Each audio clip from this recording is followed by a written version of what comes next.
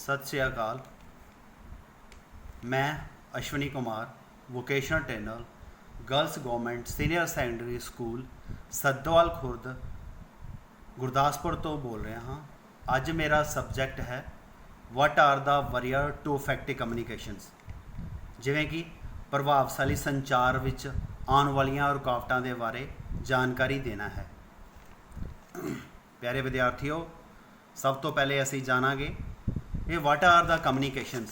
ये communication topic का ही एक हिस्सा है जिस विच किसी भी मोबाइल के थ्रू ਜਾਂ लैपटॉप के थ्रू ਜਾਂ कम्युनिकेशनस जिमें कि संचार असी पढ़ के लिख के ਜਾਂ बोल के करते हाँ, उसनों संचार विच आने वालियां रुकावटां नूं समझण लई उन्हां बारे जानकारी हासिल करवाना है। इवें ही असी समझते हाँ जिमें किसी भी मोबाइल के थ्रू असी जिमें सेंडर कोई भी मैसेज भेजता है। सेंडर मतलब जिमें प्यारे विद्यार्थियों कोई एक बच्चा स्कूल का एक मैसेज भेजता है जिस विच वो लिखता है वट यू मीन, तो मैसेज रिसीव करने वाला वो उसनों अनकोड करके कुछ भी बोलता है कि I have not received your message, जिमें कि मैं तुहाडा मैसेज नहीं स्वीकार किया है। तो इवें ही इस मैसेज की असी अगे गल करांगे। तो ये बरीयर ऑफ कम्युनिकेशनस मतलब प्रभावशाली संचार नूं किवें दर्शाउंदा है, जिस विच असी इस दियां कुछ रुकावटां बारे गल करांगे। जिस विच सब तो पहले आंदा है barrier to communications means linguistic और cultural physical and organisations and interpersonal. बच्चों, लिंग्विस्टिक उसनों कहते हैं जो असी साडे बोलचाल विच बोलियां साडे आपस विच बोलियां जांदियां हन, जिवें कि राष्ट्रीय तौर ते साडे देश विच 22 बोलियां नूं स्वीकारिया गया संविधान विच। इवें ही साडे कल्चरल मीन साडे जड़े अपने जिथे असी रह रहे हैं उत्थे सभ्याचार तौके ते किस तरीके ते बोली बोली जाती है जिसनों समझण विच आसानी होवे। इवें ही फिजिकल एंड ऑर्गेनाइजेशनस साडे संस्थापिक मीन साडे स्कूल कॉलेजेस और बड़ियां इंस्टीट्यूटां यूनीवर्सिटियां, इवें ही इंडस्ट्री एंड बहुत सारे बड़े कारखाने जिन्हां विच असी ऑर्गेनाइजेशन दे नाल फिजिकली किस तरह का बिहेव और वर्ताव करते हाँ, उन्हें अपने विचारों को किस तरह एक दूसरे नाल साझा करते हाँ, उन्हां बारे जानकारी हासिल देना है और उन्हां बारे किहड़ियां रुकावटां आंदियां हन सानू संचार नूं दूर करने लई इन्हां बारे दसना है। इवें ही इंटरपर्सनल स्किल है जो साडे आपस विच इंटरपर्सनल साडे विच गलबात होंदी है अते उन्हां नूं असीं किस तरह साझा करते हाँ। आओ अगे समझते हाँ कि साडे संचार नूं रुकावटां पाउण वाले बरीयर्स मीनस बरीयर ऑफ कम्युनिकेशनस की हैं। सब तो पहले बरीयर टू इफैक्टिव कम्युनिकेशनस मतलब प्रभावशाली संचार दे विच रुकावट आने वाला सब तो पहले हैं फिजिकल बरीयर मीनस इन्हों इंग्लिश विच पहले ट्रांसलेट करते हाँ। प्यारे विद्यार्थियों, अज तुहानूं मैं 2 लैंग्वेजों विच ये पूरा ही सबजैक्ट क्लीयर करांगा। एक मैं करांगा पंजाबी विच ते दूसरा मैं करांगा इंग्लिश विच। पहले असी इंग्लिश विच करते हाँ। जिवें फिजिकल बरीयर्स मीनस जिवें ही असी पढ़ते हाँ कि physical barriers is the environment and natural condition that act a barrier in communications and sending messages from sender to receive, not being able to see gesture, posture and general body language can make communications less effective. For example, text messages are often less effective than face-to-face communications. प्यारे बच्चों, हुण मैं तुहानूं इस पंजाबी विच समझा रहा हाँ। जिवें कि फिजिकल बरीयर का मतलब है कि साडे शरीरिक रुकावटां, बरीयर का मतलब है रुकावटां जो भी साडा संचार का कम्युनिकेशन प्रभावशाली संचार नूं उच्चा बनाउण लई साडे फिजिकली कम्युनिकेशन विच जो रुकावटां आंदियां हन वो की हन, जिवें शरीरिक रुकावटां, वातावरण उत्थों दा किस तरह का है, कुदरती स्थिति है, जिवें कोई भी सेंडर जिवें मैसेज भेजण वाले ने मैसेज नूं भेजिया अते सुनेहा जिन्हों असीं सुनेहा कहते हाँ, ਤੇ ਉਸ ਨੂੰ ਕਮਿਊਨੀਕੇਸ਼ਨ ਤਰੀਕੇ ਨਾਲ ਯਾਨੀ ਕਿ ਸੰਚਾਰ ਭਰੇ ਤਰੀਕੇ ਨਾਲ ਉਸ ਵਿੱਚ ਕਿਸ ਤਰ੍ਹਾਂ ਦੀਆਂ ਰੁਕਾਵਟਾਂ ਕੰਮ ਕਰਦੀਆਂ ਹਨ ਤੇ ਇਸ ਨੂੰ ਕਿਸ ਤਰੀਕੇ ਨਾਲ ਭੇਜਿਆ ਜਾ ਸਕਦਾ ਹੈ ਕਮਿਊਨੀਕੇਸ਼ਨ ਨੂੰ, ਜਿਵੇਂ ਕਿ ਮੈਸੇਜ ਭੇਜਣ ਵਾਲਾ ਕਮਿਊਨੀਕੇਸ਼ਨਸ ਤਰੀਕੇ ਨਾਲ ਕਰਦਾ ਹੈ ਔਰ ਇਸ ਨੂੰ ਕਿਸ ਤਰੀਕੇ ਨਾਲ ਸਮਝਾਇਆ ਜਾਂਦਾ, ਇਸ਼ਾਰਿਆਂ ਨਾਲ, ਠੀਕ ਹੈ। ਔਰ ਆਸਨ ਨਾਲ, ਆਸਨ ਮੀਨਸ ਫਿਜ਼ੀਕਲੀ ਐਕਟੀਵਿਟੀ,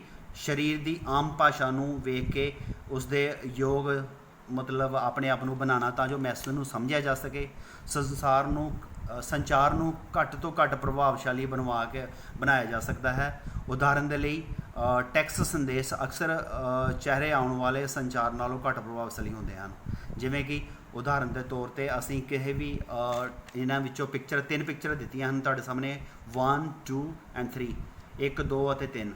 ਇਵੇਂ ਵਿੱਚ ਹੀ ਕੋਈ ਵੀ ਵਿਅਕਤੀ ਕੰਪਿਊਟਰ ਦੇ ਸਾਹਮਣੇ ਬੈਠਾ ਕਿਸੇ ਵੀ ਬੰਦੇ ਨੂੰ ਮੈਸੇਜ ਭੇਜਦਾ ਹੈ, ਜਿਵੇਂ ਕਿ ਇਹਨਾਂ ਨੂੰ ਮੈਸੇਜ ਭੇਜਦਾ ਹੈ ਅਤੇ ਪ੍ਰਿੰਟ ਆਊਟ ਕਰਕੇ ਇਹਨਾਂ ਵਿੱਚ ਇਹ ਦਰਸਾਉਂਦਾ ਹੈ ਕਿ ਇਹ ਮੈਸੇਜ ਨੂੰ ਇਹ ਪੜ੍ਹ। ਪਿਆਰੇ ਵਿਦਿਆਰਥੀਓ, ਜਿਵੇਂ ਅਸੀਂ ਦੇਖ ਰਹੇ ਹਾਂ ਕਿ ਬੈਰੀਅਰ ਟੂ ਇਫੈਕਟਿਵ ਕਮਿਊਨੀਕੇਸ਼ਨ ਵਿੱਚ ਲਿੰਗੁਇਸਟਿਕ ਬੈਰੀਅਰ ਵਿੱਚ ਇਹ ਤੁਹਾਨੂੰ ਪੰਜਾਬੀ ਵਿੱਚ ਹੁਣ ਸਮਝਾਉਂਦੇ ਹਾਂ ਕਿ ਭਾਸ਼ਾ ਦੀ ਵਰਤੋਂ ਕਰਕੇ ਸੰਚਾਰ ਕਰਨ ਵਿੱਚ ਅਸਮਰਥਾ ਨੂੰ ਭਾਸ਼ਾ ਸੰਚਾਰ ਵਿੱਚ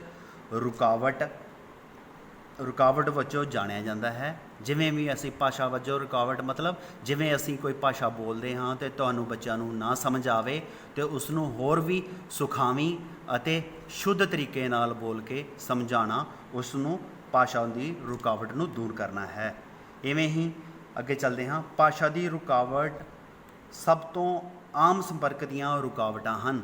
ਆਮ ਸੰਪਰਕ ਦੀਆਂ ਰੁਕਾਵਟਾਂ ਜਿਵੇਂ ਸਾਡੀ ਰੋਜ਼ਮर्रा ਦੀ ਜ਼ਿੰਦਗੀ ਵਿੱਚ ਅਸੀਂ ਕਿਸੇ ਵੀ ਆਪਣੇ ਸੱਭਿਆਚਾਰਕ ਤਰੀਕੇ ਨਾਲ ਕੋਈ ਵੀ ਲੈਂਗੁਏਜ, ਕੋਈ ਵੀ ਭਾਸ਼ਾ ਬੋਲਦੇ ਹਾਂ, ਉਸ ਨੂੰ ਸਮਝਦੇ ਹਾਂ, ਉਸ ਨੂੰ ਬੜੇ ਹੀ ਸ਼ੁੱਧ ਤਰੀਕੇ ਨਾਲ ਬੋਲਦੇ ਹਾਂ, ਉਸ ਨੂੰ ਹੀ ਲਿੰਗੁਇਸਟਿਕ ਬੈਰੀਅਰ ਬੋਲਿਆ ਜਾਂਦਾ ਹੈ। ਵਿਚ ਕਾਜ਼ ਮਿਸਅੰਡਰਸਟੈਂਡਿੰਗ ਮਤਲਬ ਜਿਸ ਵਿੱਚ ਜੋ ਸਾਡੇ ਕੋਲ ਗਲਤਫਹਿਮੀਆਂ ਪੈਦਾ ਕਰਦੀਆਂ ਹਨ ਇੱਕ ਦੂਸਰੇ ਨਾਲ। ਜੇ ਅਸੀਂ ਮਿਸਅੰਡਰਸਟੈਂਡਿੰਗ ਜਾਂ ਮਿਸ ਇੰਟਰਪ੍ਰੀਟੇਸ਼ਨਸ ਬਿਟਵੀਨ ਜੋ ਵੀ ਲੋਕਾਂ ਵਿੱਚ ਗਲਤ ਵਿਆਖਿਆ ਕੀਤੀ ਜਾਂਦੀ ਹੈ, ਜਿਵੇਂ ਹੀ ਕਿਸੇ ਨੇ ਕਿਸੇ ਨੂੰ ਬੋਲਿਆ ਹੈ ਕਿ ਮੇਰੇ ਲਈ ਤੁਸੀਂ ਕੁਝ ਲੈ ਕੇ ਆਉਣਾ ਹੈ ਜੋ ਕਿ ਬਹੁਤ ਜ਼ਰੂਰੀ ਹੈ, ਮਗਰ ਉਸ ਨੂੰ ਫੋਨ 'ਤੇ ਜਾਂ ਫਿਰ ਤੁਹਾਡਾ ਸਾਹਮਣੇ ਹੀ ਬੋਲਿਆ ਗਿਆ ਸ਼ਬਦ ਅਗਰ ਸਮਝ ਨਹੀਂ ਆਉਂਦੇ ਪਿਆਰੇ ਵਿਦਿਆਰਥੀਓ, ਅਤੇ ਤੁਸੀਂ ਉਸ ਦੀ ਮਿਸਇੰਟਰਪ੍ਰੀਟੇਸ਼ਨਸ ਲੈ ਲੈਂਦੇ ਹੋ, ਯਾਨੀ ਕਿ ਗਲਤ ਵਿਆਖਿਆ ਕਰ ਦਿੰਦੇ ਹੋ ਕਿ ਮੈਨੂੰ ਇਸ ਨੇ ਗਲਤ ਦੱਸਿਆ ਹੀ ਔਰ ਮੈਂ ਇਸ ਲਈ ਇਸ ਦੀ ਲੈਂਗੁਏਜ ਨੂੰ ਸਮਝ ਨਹੀਂ ਪਾਇਆ। ਇਸੇ ਵਿੱਚ ਹੀ ਲੈਂਗੁਇਸਟਿਕ ਬੈਰੀਅਰ ਨੂੰ ਦਰਸਾਇਆ ਗਿਆ ਹੈ। ਫਾਰ ਐਗਜ਼ਾਮਪਲ ਸਲੈਂਗ, ਉਦਾਹਰਨ ਦੇ ਲਈ ਜਿਵੇਂ ਬਦਤਮੀਜ਼ੀ, ਠੀਕ ਹੈ, ਔਰ ਸਲੈਂਗ ਮੈਨਾ ਹੁੰਦਾ ਬੇਟਾ ਬਦਤਮੀਜ਼ੀ ਤਰੀਕੇ ਨਾਲ ਕਿਸੇ ਨੂੰ ਬੋਲਣਾ ਗਲਤ ਭਾਸ਼ਾ ਦਾ ਇਸਤੇਮਾਲ ਕਰਕੇ। ਇਵੇਂ ਹੀ ਪ੍ਰੋਫੈਸ਼ਨਲ ਜਾਰਗਨ ਪੈਸੇਵਰ ਧੰਦਾ, ਕਿਸੇ ਵੀ ਪੈਸੇਵਰ ਧੰਦੇ ਨੂੰ ਜਿਵੇਂ ਬੋਲਾਂਗੇ ਅਸੀਂ ਜੋ ਪ੍ਰੋਫੈਸ਼ਨਲਸ ਕੰਮ ਕਰਦੇ ਨੇ ਉਹਨਾਂ ਦਾ ਧੰਦਾ ਬਣ ਜਾਂਦਾ ਹੈ। ਇਵੇਂ ਹੀ ਐਂਡ ਰੀਜਨਲ ਕੋਲੋਕਲਿਜ਼ਮ ਜਿਵੇਂ ਹੀ ਸਾਡੇ ਖੇਤਰੀ ਬੋਲਚਾਲ ਸੰਚਾਰ ਵਿੱਚ ਮੁਸ਼ਕਲਾਂ ਪੈਦਾ ਕਰਦਾ ਹੈ। ਖੇਤਰੀ ਸੰਚਾਰ ਮਤਲਬ ਜਿੱਥੇ ਤੁਸੀਂ ਰਹਿ ਰਹੇ ਹੋ, ਜਿੱਥੇ ਅਸੀਂ ਰਹਿ ਰਹੇ ਹਾਂ ਪੰਜਾਬ ਦੀ ਧਰਤੀ ਵਿੱਚ, ਇਵੇਂ ਹੀ ਹੋਰ ਵੀ ਕਿਤੇ ਵੀ ਕੋਈ ਰਹਿ ਰਿਹਾ ਹੋਵੇ, ਉਸ ਵਿੱਚ ਜਿੰਨੀਆਂ ਵੀ ਮੁਸ਼ਕਲਾਂ ਆਉਂਦੀਆਂ ਹਨ ਉਹ ਸਾਡੇ ਲਿੰਗੁਇਸਟਿਕ ਬੈਰੀਅਰ ਵਿੱਚ ਸਨ। ਲਿੰਗੁਇਸਟਿਕ ਬੈਰੀਅਰਸ ਮੀਨ ਤੁਹਾਨੂੰ ਸਮਝ ਆ ਗਿਆ ਹੋਣਾ ਪਿਆਰੇ ਵਿਦਿਆਰਥੀਓ ਕਿ ਸਾਡਾ ਆਪਸ ਵਿੱਚ ਬੋਲਚਾਲ ਦਾ ਤਰੀਕਾ, ਜਿਸ ਵਿੱਚ ਅਸੀਂ ਆਪਣੇ ਹਾਵ ਭਾਵ ਤਰੀਕੇ ਨਾਲ ਦੂਸਰੇ ਨੂੰ ਆਪਣੀ ਕਹਿਣ ਦਾ ਤਰੀਕਾ, ਸ਼ਬੀ ਬੋਲਣ ਦਾ ਤਰੀਕਾ ਦੇ ਵਿੱਚ ਅਸੀਂ ਜਾਂ ਕਿਸੇ ਨੂੰ ਇਹ ਸ਼ੁੱਧ ਤਰੀਕੇ ਨਾਲ ਆਪਣੇ ਸੰਚਾਰ ਦੇ ਮਾਧਿਅਮ ਨਾਲ ਨਹੀਂ ਗੱਲਾਂ ਸਮਝਾ ਪਾਉਂਦੇ, ਤਦ ਉਸ ਨੂੰ ਮਿਸਅੰਡਰਸਟੈਂਡਿੰਗ ਹੋਣ ਦੇ ਕਾਰਨ ਸਾਡੇ ਵਿੱਚ ਆਪਸੀ ਮਤਭੇਦ ਪੈਦਾ ਹੋ ਜਾਂਦੇ ਹਨ। ਇਹ ਤੁਹਾਨੂੰ ਲਿੰਗੁਇਸਟਿਕ ਬੈਰੀਅਰ ਦੇ ਬਾਰੇ ਪੂਰੀ ਜਾਣਕਾਰੀ ਹੈ। ਅੱਗੇ ਚੱਲਦੇ ਹਾਂ। ਇਵੇਂ ਹੀ ਬੈਰੀਅਰ ਟੂ ਇਫੈਕਟਿਵ ਕਮਿਊਨੀਕੇਸ਼ਨ ਦਾ ਥਰਡ ਪੁਆਇੰਟ ਹੈ ਇੰਟਰਪਰਸਨਲ ਬੈਰੀਅਰ। ਇੰਟਰਪਰਸਨਲ ਬੈਰੀਅਰ ਦਾ ਮਤਲਬ ਹੈ ਆਪਸ ਵਿੱਚ ਰੁਕਾਵਟਾਂ। ਆਪਸ ਵਿੱਚ ਰੁਕਾਵਟਾਂ ਦਾ ਮਤਲਬ ਬੇਟਾ ਕਿ ਜਿਵੇਂ ਹੀ ਅਸੀਂ ਕੋਈ ਮੋਬਾਈਲ 'ਤੇ ਕਿਸੇ ਨੂੰ ਮੈਸੇਜ ਭੇਜਦੇ ਹਾਂ ਅਤੇ ਉਸ ਨੂੰ ਸਾਡੀ ਭਾਸ਼ਾ ਸਮਝ ਨਹੀਂ ਆਉਂਦੀ। ਜਿਵੇਂ ਮੈਂ ਕਿਸੇ ਬੱਚੇ ਨੂੰ ਕੋਈ ਮੈਸੇਜ ਸਮਝਾਉਣਾ ਚਾਹੁੰਦਾ ਹਾਂ ਇੰਗਲਿਸ਼ ਵਿੱਚ ਲਿਖ ਕੇ, ਅਗਰ ਉਸ ਦੀ ਇੰਗਲਿਸ਼ ਕਮਜ਼ੋਰ ਹੈ ਤਾਂ ਉਸ ਨੂੰ ਮੇਰਾ ਲਿਖਿਆ ਇੰਗਲਿਸ਼ ਵਿੱਚ ਸਮਝ ਨਹੀਂ ਆਵੇਗਾ। यानी कि मीनस वो अनकोड करेगा मैसेज ਨੂੰ पर पूरी तरह नहीं समझ पाएगा। ਜਾਂ ਫਿਰ ਕੋਈ ਅਜਿਹਾ ਬੱਚਾ ਜੋ ਇੰਗਲਿਸ਼ ਹੀ ਸਮਝਦਾ ਹੈ, ਅਗਰ ਮੈਂ ਉਸ ਨੂੰ ਪੰਜਾਬੀ ਜਾਂ ਦੂਸਰੀ ਭਾਸ਼ਾ ਵਿੱਚ ਕੋਈ ਮੈਸੇजेस ਕਰਦਾ ਹਾਂ ਤਾਂ ਉਸ ਨੂੰ ਪੂਰੀ ਤਰ੍ਹਾਂ ਅੰਡਰਸਟੈਂਡਿੰਗ ਨਹੀਂ ਹੋ ਪਾਵੇਗਾ, ਯਾਨੀ ਕਿ ਉਹ ਪੂਰੀ ਤਰ੍ਹਾਂ ਨਹੀਂ ਸਮਝ ਪਾਵੇਗਾ। ਅਤੇ ਇਹ ਥਰਡ ਹਿੱਸਾ ਹੈ ਇੰਟਰਪਰਸਨਲਸ ਬਰੀਅਰ। ਨੈਕਸਟ ਇਸ ਨੂੰ ਇੰਗਲਿਸ਼ ਵਿੱਚ ਪਹਿਲੇ ਪੜ੍ਹਦੇ ਹਾਂ। Barrier to interpersonal communications occur when the sender message is received differently from how it was intended. It is also very difficult to communicate with someone who is not willing to talk or express their feelings and view. Stage fear, lack of will to communicate, personal differences can create interpersonal barrier to communications. ਪਿਆਰੇ ਵਿਦਿਆਰਥੀਓ, ਜਿਵੇਂ ਕਿ ਮੈਂ ਤੁਹਾਨੂੰ ਦੱਸਿਆ ਹੈ, ਇਸ ਦਾ ਮਤਲਬ ਹੈ ਆਪਸ ਵਿੱਚ ਰੁਕਾਵਟਾਂ, ਆਪਸੀ ਭਾਈਚਾਰੇ ਵਿੱਚ ਰੁਕਾਵਟਾਂ, ਆਪਸੀ ਬੋਲੀ ਵਿੱਚ ਰੁਕਾਵਟਾਂ। ਇਵੇਂ ਹੀ ਬਰੀਅਰ ਟੂ ਇੰਟਰਪਰਸਨਲ ਕਮਿਊਨੀਕੇਸ਼ਨ ਸਕਿੱਲ, ਜਿਵੇਂ ਕਿਸੇ ਨੂੰ ਅਸੀਂ ਆਪਸੀ ਗੱਲਬਾਤ ਵਿੱਚ ਰੁਕਾਵਟਾਂ ਉਦੋਂ ਹੁੰਦੀਆਂ ਹਨ ਜਦੋਂ ਕੋਈ ਵੀ ਸੁਨੇਹਾ ਭੇਜਣ ਵਾਲਾ ਸੰਦੇਸ਼ ਨੂੰ ਇੱਕ ਵੱਖਰੇ ਤਰੀਕੇ ਨਾਲ ਭੇਜਦਾ ਹੈ ਅਤੇ ਇਸ ਦਾ ਮੈਸੇਜਸ ਜਦੋਂ ਮੈਸੇਜਸ ਦਾ ਉਸ ਕੋਲ ਜਾਂਦਾ ਹੈ ਅਤੇ ਉਸ ਨੂੰ ਕਿਵੇਂ ਅਨਕੋਡ ਕਰਕੇ ਵੇਖਦਾ ਹੈ।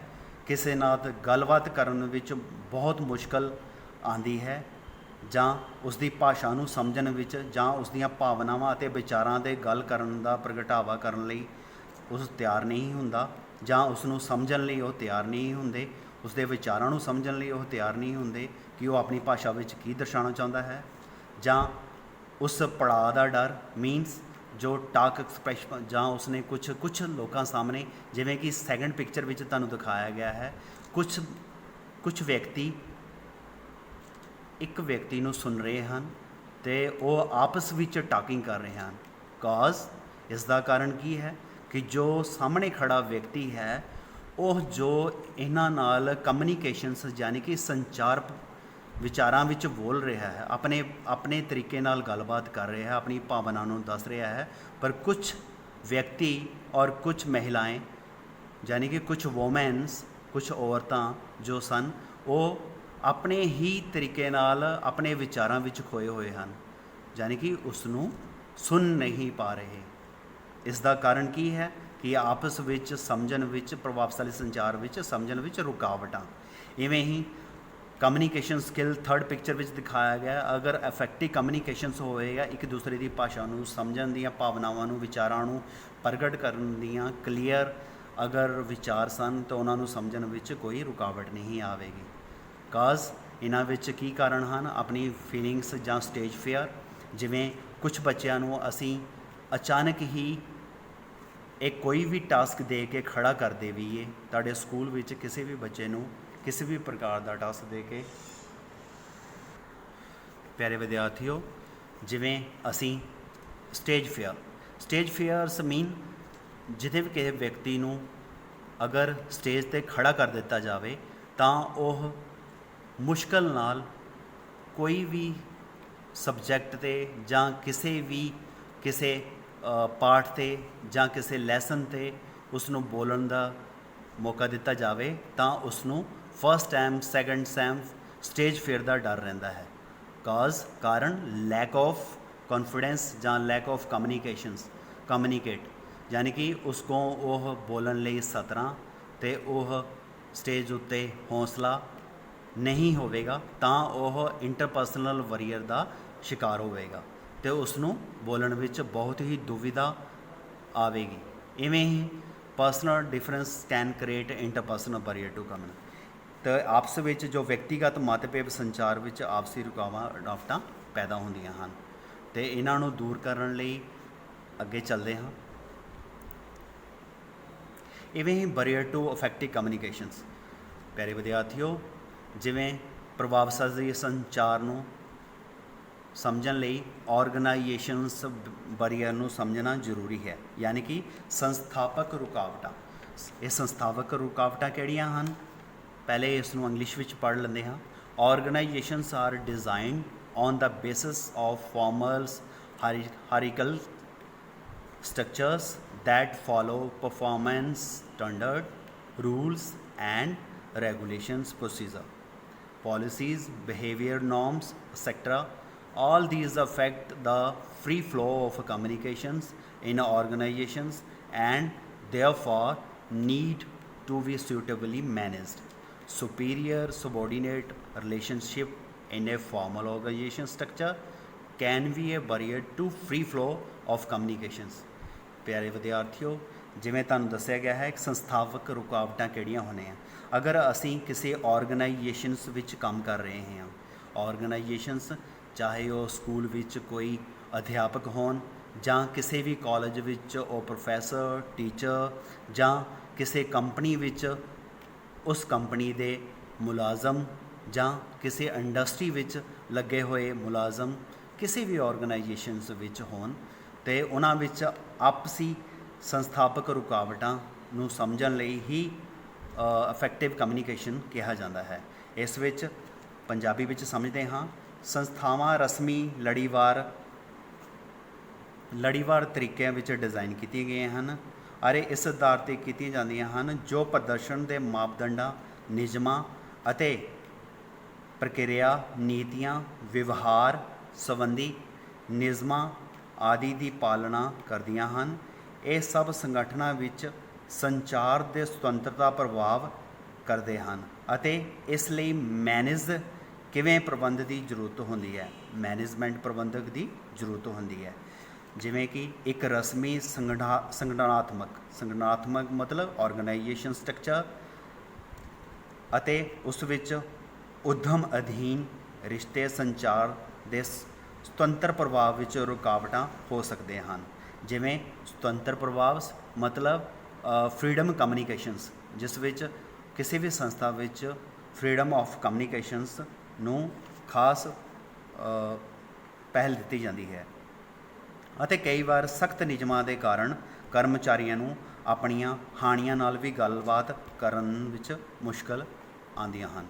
ਜਿਵੇਂ ਕਿਸੇ ਵੀ ਕੰਪਨੀ ਵਿੱਚ ਕੋਈ ਅਗਰ ਮਜ਼ਦੂਰ ਜਾਂ ਕੋਈ ਕਰਮਚਾਰੀ ਜਾਂ ਕੋਈ ਸੁਪੀਰੀਅਰ ਕੰਮ ਕਰਦਾ ਹੈ ਤਾਂ ਉਹਨਾਂ ਕਰਮਚਾਰੀਆਂ ਨੂੰ ਅਗਰ ਗੱਲਬਾਤ ਸਮਝਣ ਵਿੱਚ ਕੋਈ ਪ੍ਰੋਬਲਮ, ਕੋਈ ਸਮੱਸਿਆ ਆਉਂਦੀ ਹੈ ਤਾਂ ਉਸ ਕੰਪਨੀ ਦੇ ਵਿੱਚ ਬਹੁਤ ਜ਼ਰੂਰੀ ਹਨ ਕਿ ਉਸ ਕੰਪਨੀ ਦੀ performance standard, rules, regulation, procedure ਨੂੰ ਫਾਲੋ ਕੀਤਾ ਜਾਵੇ।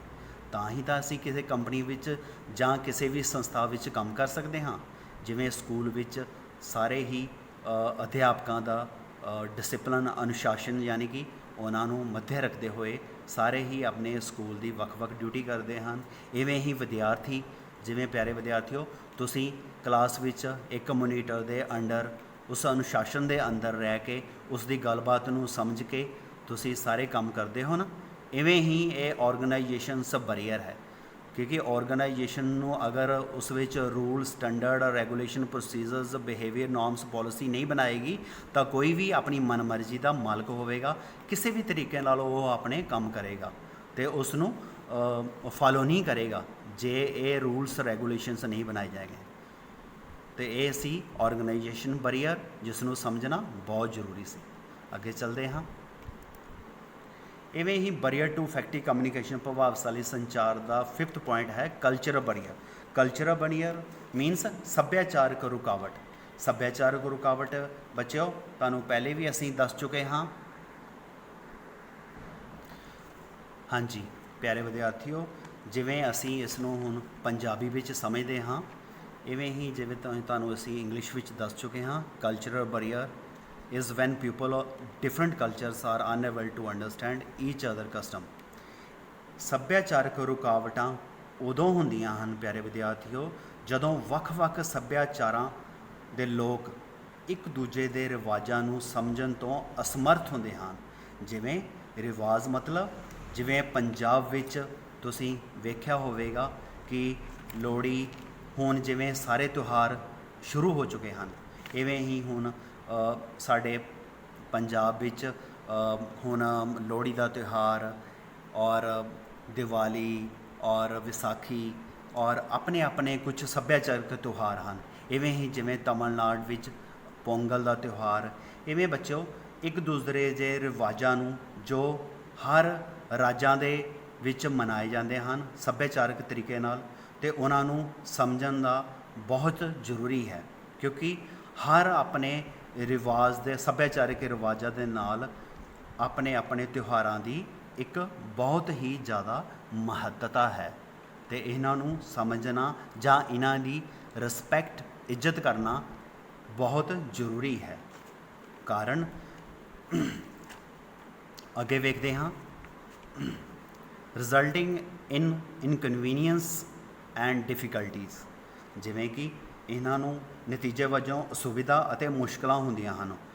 ਇਹਨਾਂ ਨੂੰ ਸਮਝਣਾ ਮਤਲਬ ਅਸੁਵਿਧਾ ਅਤੇ ਮੁਸ਼ਕਲਾਂ ਹੁੰਦੀਆਂ ਹਨ। ਲੋਕ ਕਈ ਵਾਰ ਆਪਣੇ ਸੱਭਿਆਚਾਰਕ ਪਿਛੋਕੜ ਦੇ ਆਧਾਰ 'ਤੇ, ਯਾਨੀ ਕਿ ਅਗਰ ਅਸੀਂ ਗੱਲ ਕਰੀਏ ਪੰਜਾਬ ਦੀ ਜਾਂ ਕਿਸੇ ਹਰਿਆਣਾ ਦੀ ਜਾਂ ਕਿਸੇ ਦੂਸਰੇ ਰਾਜ ਦੀ, ਤੇ ਹਰ ਸਟੇਟ ਵਿੱਚ ਹਰ ਰਾਜ ਵਿੱਚ ਆਪਣੇ ਆਪਣੇ ਸੱਭਿਆਚਾਰਕ ਪਿਛੋਕੜ ਨੂੰ ਬਹੁਤ ਜ਼ਿਆਦਾ ਮਹੱਤਤਾ ਦਿੱਤੀ ਜਾਂਦੀ ਹੈ,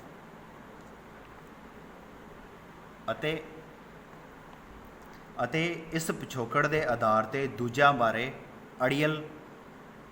ਅੜੀਅਲ ਧਾਰਨਾਵਾਂ ਪੈਦਾ ਕਰਦੇ ਹਨ। ਅੜੀਅਲ ਧਾਰਨਾਵਾਂ ਮਤਲਬ ਨੈਗੇਟਿਵਿਟੀ ਥਾਟਸ, ਆਪਣੇ ਹੀ ਡਿਸੀਜ਼ਨ 'ਤੇ ਆਪਣੇ ਹੀ ਸੱਭਿਆਚਾਰਕ ਕਲਚਰਾਂ 'ਤੇ ਅੜੇ ਰਹਿਣਾ। ਇਸ ਨਾਲ ਵਿਚਾਰਾਂ ਵਿੱਚ ਅੰਤਰ ਆ ਜਾਂਦੇ ਹਨ, ਅਤੇ ਪ੍ਰਭਾਵਸ਼ਾਲੀ ਸੰਚਾਰ ਜੋ ਸਾਡੀ ਕਲਚਰਲ ਬੈਕਗਰਾਊਂਡ ਹੈ, ਇਸ ਨਾਲ ਵਿਚਾਰਾਂ ਵਿੱਚ ਅੰਤਰ ਆ ਜਾਂਦੇ ਹਨ, ਅਤੇ ਸਾਡੀ ਅਫੈਕਟਿਵ ਕਮਿਊਨੀਕੇਸ਼ਨਸ ਜੋ ਪ੍ਰਭਾਵਸ਼ਾਲੀ ਸੰਚਾਰ ਸਨ, ਇਸ ਵਿੱਚ ਇੱਕ ਵੱਡੀ ਰੁਕਾਵਟ ਹੋ ਸਕਦੀ ਹੈ। ਹਾਲਾਂਕਿ ਇਹਨਾਂ ਨੂੰ ਦੂਰ ਕਰਨਾ ਬਹੁਤ ਜ਼ਿਆਦਾ ਜ਼ਰੂਰੀ ਹੈ। ਜਿਵੇਂ ਕਿ ਸਾਡਾ ਹਰ ਇੱਕ ਰਾਜ ਵਿੱਚ ਹਰ ਇੱਕ, ਜਿਵੇਂ ਤੁਹਾਨੂੰ ਚਿੱਤਰ ਨੰਬਰ 1 ਵਿੱਚ ਦਿਖਾਇਆ ਗਿਆ ਹੈ, ਇੱਕ ਅਧਿਆਪਕ ਬੱਚਿਆਂ ਨੂੰ ਮਤਲਬ ਮੈਪ ਉੱਤੇ ਗਲੋਬਲਾਈਜੇਸ਼ਨਸ ਯਾਨੀ ਕਿ ਮੈਪ ਬਾਰੇ ਕੁਝ ਦਰਸਾ ਰਿਹਾ ਹੈ, ਅਤੇ ਇਸ ਤੁਸੀਂ ਚਿੱਤਰ ਵਿੱਚ ਦੇਖ ਰਹੇ ਹੋ ਅਲੱਗ-ਅਲੱਗ ਬੱਚੇ ਅਲੱਗ-ਅਲੱਗ ਕੰਟਰੀ ਦੇ ਇਸ ਚਿੱਤਰ ਨੂੰ ਸਮਝ ਰਹੇ ਹਨ। ਅਗਰ ਸਾਡੇ ਵਿੱਚ ਇੱਕ ਕਲਚਰਲ ਬੈਰੀਅਰ ਨੂੰ ਵੀ ਦੂਰ ਕੀਤਾ ਜਾਵੇ ਤਾਂ ਸਾਡਾ ਆਉਣ ਵਾਲਾ ਜੀਵਨ ਵੀ ਬਹੁਤ ਸੁਖਾਵਾਂ ਹੋਣ ਜਾਂਦਾ ਹੈ।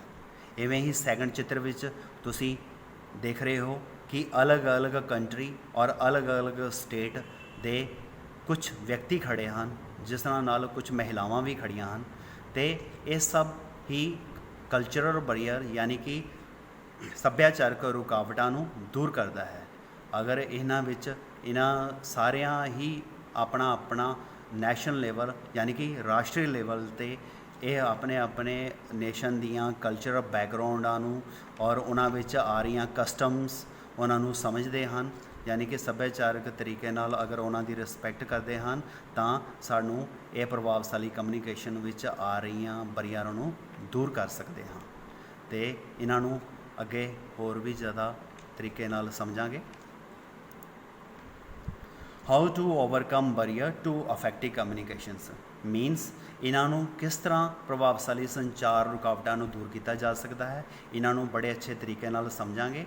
ਯੂਜ਼ ਸਿੰਪਲ ਲੈਂਗੁਏਜ, ਜਿਵੇਂ ਕਿ ਸਧਾਰਨ ਭਾਸ਼ਾ ਦੀ ਵਰਤੋਂ ਕਰੋ। ਪਿਆਰੇ ਵਿਦਿਆਰਥੀਓ, ਜਦੋਂ ਵੀ ਅਸੀਂ ਕਿਸੇ ਮੈਸੇਜ ਨੂੰ ਸਮਝਦੇ ਹਾਂ ਜਾਂ ਕਿਸੇ ਨੂੰ ਮੋਬਾਈਲ ਟੂ ਮੋਬਾਈਲ ਜਾਂ ਪੱਤਰ ਟੂ ਪੱਤਰ ਰਿਟਨ ਲਿਖਦੇ ਹਾਂ ਜਾਂ ਫਿਰ ਕੰਪਿਊਟਰ ਦੇ ਰਾਹੀਂ ਕੁਝ ਪ੍ਰਿੰਟ ਆਊਟ ਕਰਕੇ ਕਿਸੇ ਦੂਸਰੇ ਨੂੰ ਭੇਜਦੇ ਹਾਂ, ਜਾਂ ਤੁਸੀਂ ਆਪਣੇ ਭੈਣ ਭਰਾ ਜਾਂ ਆਪਣੇ ਮਾਤਾ ਪਿਤਾ ਨੂੰ ਕੁਝ ਸਮਝਾਉਣਾ ਚਾਹੁੰਦੇ ਹੋ ਕਿਸੇ ਵੀ ਭਾਸ਼ਾ ਰਾਹੀਂ ਜਾਂ ਕਿਸੇ ਵੀ ਤਰੀਕੇ ਰਾਹੀਂ, ਤਾਂ ਉਹਨਾਂ ਨੂੰ ਸਧਾਰਨ ਸ਼ਬਦਾਂ ਵਿੱਚ ਵਰਤੋਂ ਕਰੋ, ਤਾਂ ਜੋ ਤੁਹਾਡੇ ਮੈਸੇਜਸ ਤੁਹਾਡੇ ਕਮਿਊਨੀਕੇਸ਼ਨ ਨੂੰ ਬੜੇ ਅੱਛੇ ਤਰੀਕੇ ਨਾਲ ਸਮਝਿਆ ਜਾਵੇ ਅਤੇ ਉਸ ਦਾ ਫੀਡਬੈਕ ਵੀ ਲਿਆ ਜਾਵੇ। ਇਵੇਂ ਹੀ ਡੋਂਟ ਫਾਰਮ ਅਜੰਪਸ਼ਨਸ ਔਨ ਕਲਚਰ, ਰਿਲੀਜਨਸ ਔਰ ਜਿਓਗ੍ਰਾਫੀ ਮੀਨਸ ਜਿੰਨਾ ਹੋ ਸਕੇ ਵਿਅਕਤੀਗਤ ਰੂਪ ਵਿੱਚ ਗੱਲਬਾਤ ਕਰਨ ਦੀ ਕੋਸ਼ਿਸ਼ ਕਰੋ, ਯਾਨੀ ਕਿ ਕਲਚਰਲ ਜੋ ਤੁਹਾਡਾ ਹੈ, ਯਾਨੀ ਕਿ ਥਰਡ ਪੁਆਇੰਟ ਵੀ ਨਾਲ ਹੀ ਲੈਂਦੇ ਹਾਂ, try to communicate in person as much as possible. ਇਵੇਂ ਹੀ ਤੁਹਾਨੂੰ ਬੋਲਿਆ ਗਿਆ ਹੈ ਕਿ ਤੁਹਾਡੀ ਕਲਚਰਲ ਸੱਭਿਆਚਾਰਕ ਧਾਰਮਿਕ ਅਤੇ ਖੇਤਰੀਪਨ ਜਿੱਥੇ ਵੀ ਤੁਸੀਂ ਰਹਿ ਰਹੇ ਹੋ ਉਹਨਾਂ ਨੂੰ ਉਸ ਤਰੀਕੇ ਨਾਲ ਸਮਝਾਉਣ ਅਤੇ ਉਹਨਾਂ ਦੇ ਵਿਚਾਰਾਂ ਨੂੰ ਸਮਝਣ ਦੀ ਕੋਸ਼ਿਸ਼ ਕੀਤੀ ਜਾਵੇ। ਇਵੇਂ ਹੀ try to communicate in a person as much as possible, ਜਿੰਨਾ ਹੋ ਸਕੇ ਵਿਅਕਤੀਗਤ ਪਰਸਨ ਟੂ ਪਰਸਨ ਵਿਅਕਤੀਗਤ ਰੂਪ ਵਿੱਚ ਗੱਲ ਕਰਨ ਦੀ ਕੋਸ਼ਿਸ਼ ਕੀਤੀ ਜਾਵੇ ਤਾਂ ਜੋ ਉਹਨਾਂ ਨੂੰ ਤੁਹਾਡੇ ਸੱਭਿਆਚਾਰਕ ਜੋ ਤੁਹਾਡੇ ਉੱਥੋਂ ਦੇ ਰੂਲਸ ਹਨ, ਜੋ ਤੁਹਾਡੀਆਂ ਪਾਲਿਸੀਆਂ ਹਨ, ਉਹਨਾਂ ਨੂੰ ਬੜੇ ਅੱਛੇ ਤਰੀਕੇ ਨਾਲ ਪੋਸੀਬਲ ਯਾਨੀ ਕਿ ਬੜੇ ਸਕਾਰਾਤਮਕ ਤਰੀਕੇ ਨਾਲ ਸਮਝ ਆ ਸਕਣ। ਇਵੇਂ ਹੀ ਫੋਰਥ, ਯੂਜ਼ ਵਿਜ਼ੂਅਲ ਦੀ ਵਰਤੋਂ ਕਰੋ। ਉਹਨਾਂ ਨੂੰ ਸਭ ਕੁਝ ਬੜੇ ਅੱਛੇ ਤਰੀਕੇ ਨਾਲ ਸਮਝਾਓ ਕਿ ਉਹ ਦ੍ਰਿਸ਼ਟੀਕੋਣ ਲਈ ਪੂਰੀ ਤਰ੍ਹਾਂ ਹੀ ਵਿਜ਼ੂਅਲ ਤਰੀਕੇ ਨਾਲ ਸਮਝ ਜਾਣ। ਇਵੇਂ ਹੀ take help of a translator to overcome differences in languages. ਭਾਸ਼ਾ ਦੇ ਅੰਤਰ ਨੂੰ ਦੂਰ ਕਰਨ ਲਈ ਕਿਸੇ ਅਨੁਵਾਦਕ ਦੀ ਮਦਦ ਲਓ।